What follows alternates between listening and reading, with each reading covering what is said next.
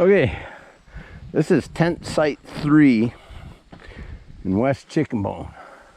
This was our home for the night. Daisy Farm next. I'm gonna take a walk down by the water, show you a little bit of West Chickenbone. Seems that campsite 3 has the biggest, like, I don't know if you call it a beach, but bear spot.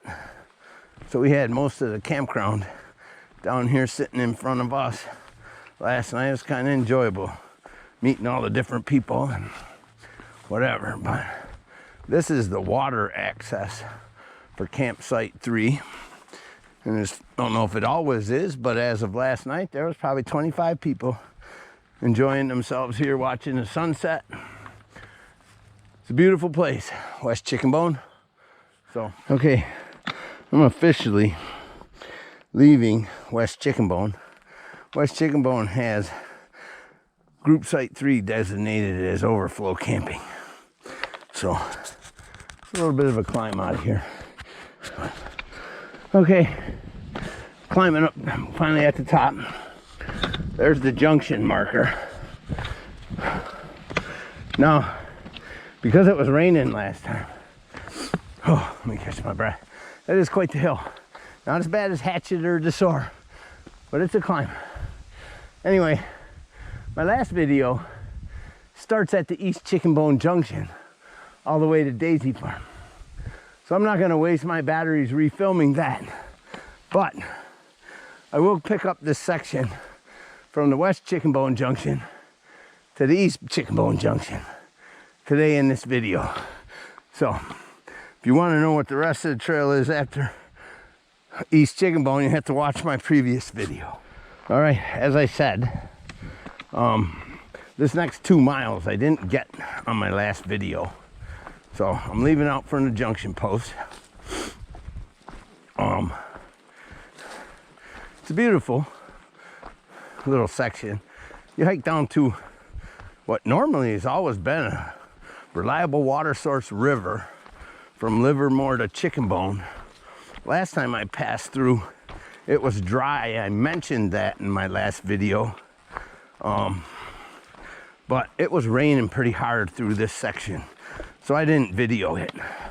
So I'm gonna video some of this going here. But I got the switch back from the East Chickenbone Junction and pretty much the Greenstone and the Daisy Farm Trail all the way into Daisy Farm. If I remember correctly, it started pouring on me again at the Mosky Basin Junction post. So I'll pick up videoing there again today.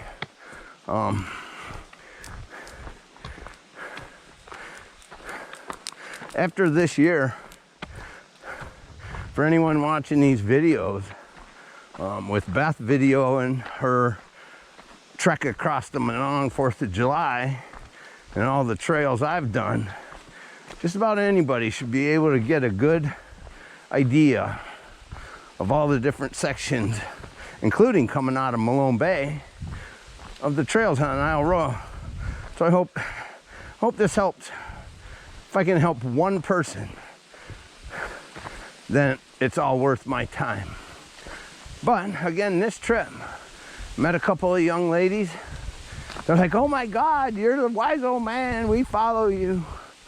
And it makes us feel good because that means what we're doing is helping people and sharing the love for Isle Royale. And that is the thing that makes me feel good. Sharing the knowledge I've learned over all my visits. And until this year, we didn't have GoPros to capture what some of the trails are like. I try to capture the hard parts, the switchbacks, the stuff like that. I don't spend a lot of time videoing these little brown walks in the woods, but I thought I'd give a little bit of a taste of it today because I didn't get this section last time and there's no one on the trail. My 2 clients went on ahead.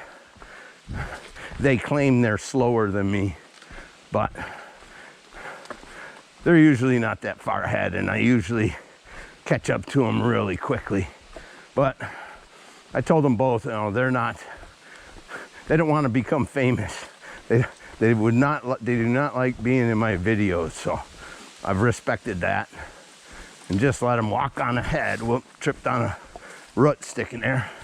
I let them walk on ahead to get my videos, and then I scoot up and catch up with them. Okay, I'm coming into what I've always referred to as the halfway point between West and East Chicken. I don't know if officially it is, but that's what I've always dubbed it. This is two things. The greenstone crosses through here, but it's also the portage from Chickenbone Lake to Lake Livermore. If you were portaging, you'd come down there and go up there. Again, I'm gonna bend down. River's dry. Prior to this year, I've never, ever saw this river dry. So I'm thinking there's a beaver upstream towards Livermore that dammed it out. I used to say this was a reliable water source. That is not true. Out of all my visits, I have never seen this creek not flowing at a good pace and have good water. So unfortunately, I go up there. So, okay, I'm past the portage and it's more of this trail, but I'll take you with me up to the top. A couple years ago, some beavers built a pond over here, so they had to reroute the trail a little bit, but they have since built some nice boardwalks. So kudos to the trail crew, which I know several of them. You guys do great work. Shout out to the Royale trail crew. Some hard-working boys there, and gals. There's a few women on the trail crew. I don't want to sound prejudiced. But this is pretty much it now until we hit the boardwalks. And through the trees, I don't know if GoPro's picking it up, but you can see Lake Livermore, or Livermore Lake, however it is. Anyway, we're coming up on some of the boardwalks that were put in maybe 3-4 years ago, is when we hiked through and they were actually working on them.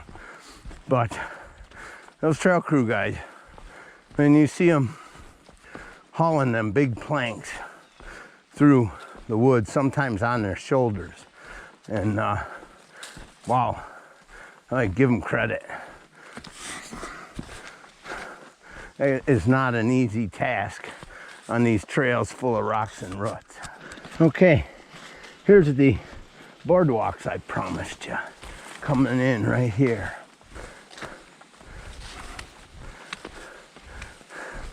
This was pretty recent. We didn't hike this end in 2020 when the boats weren't running. And I can't remember if it was 2019 or 2021 where I actually crossed this on this log right here. But that's definitely precarious, but it was too heavy to like get it to drop all the way. But since that time, trail crew put in this beautiful little boardwalk. As you can see, the beaver's been busy. It is dammed up in a big puddle. Now, up a little ways, the big boardwalk starts. I believe that one, Beth and I hiked by here in probably 2018 or 2019, and they were actually building that. The boys and girls, I believe Wisconsin Corps sent a bunch of volunteers, and they were in chest-high waders building this boardwalk. When we get to it, I'll turn on the camera because it's pretty awesome. The East Chickenbone Junction is a boardwalk T. Okay, I'm up on top of the ridge. You can just see just how big the flooded area was. Originally, the trail was down there somewhere.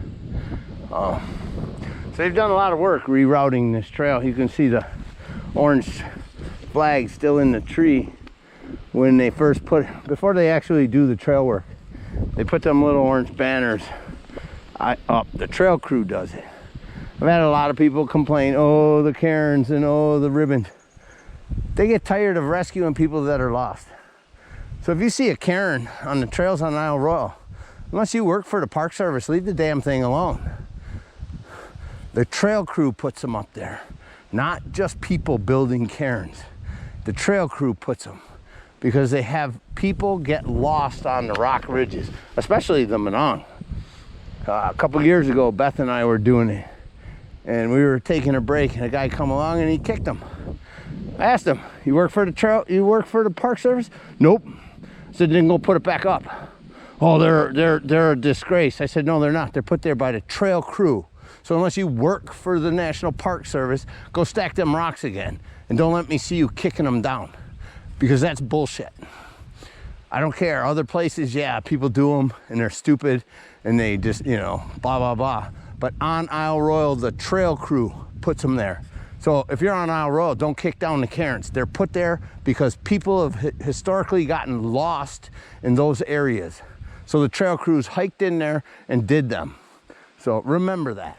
Okay, coming up on that boardwalk I've been talking about, that we were witnessing the guys and gals.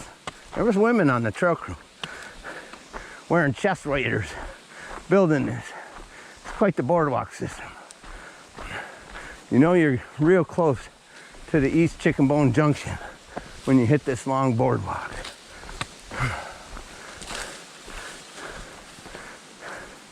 As you can see, it's like brand new. I believe it was 2018 or 2019 when Beth and I hiked through here and they were building this.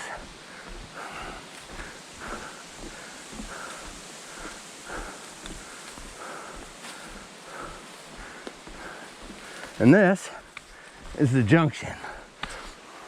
That boardwalk heads off to East Chickenbone and McCargo Cove. This boardwalk goes on to the Greenstone. And this is where my last video picked up recording. So I'm not gonna record anything again unless I see something fabulous, because the last time I went through here, it was really foggy.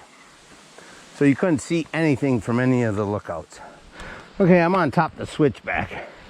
Now, my last trip, which is my last video, I videoed this section of the trail, but it was so foggy that you couldn't see from this lookout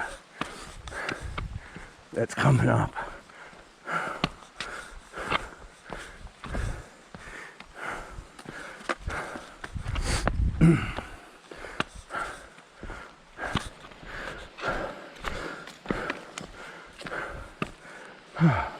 Here's the lookout. Quite the climb, but this is worth the video. There it is.